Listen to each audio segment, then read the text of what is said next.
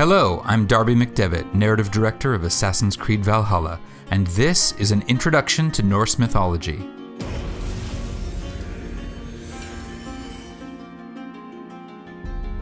Assassin's Creed Valhalla takes place in an era that marks the gradual transition from the pagan religions of old Europe to modern Christianity. In England, where most of our story is set, the Christian faith has recently gained a firm foothold, but there are still many pagan religions flourishing. Most notable of these is the pantheon of gods worshipped by the Norse people who lived in the regions we now call Norway, Sweden, and Denmark. This eclectic collection of gods includes such figures as Odin, the All-Father and King of all gods, Freya, the goddess of love and battle, and Loki, the obstinate trickster. For all the Norse characters in our story, including our protagonist Eivor, these gods and the stories about them constitute a living religion. They offer comfort and wisdom to the men and women who take them seriously.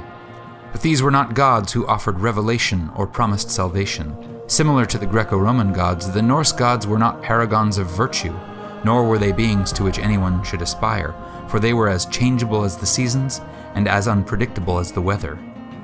In the Norse conception of reality, the world was broken up into 9 realms, with Asgard being the home of the most important gods. Accessed by a bridge of light known as the Bifrost, Asgard was the site of Odin's Hall of Slain Champions, called Valhall, or Valhalla.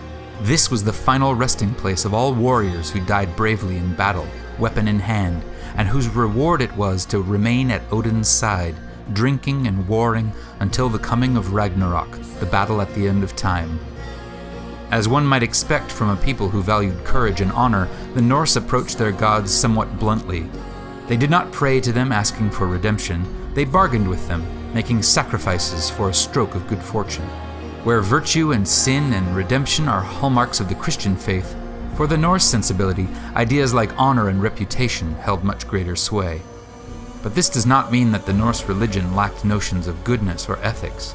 Through sources like the poetic Edda, we can find, amid tales of debauchery, deceit, and cruelty, passages of great beauty and common sense.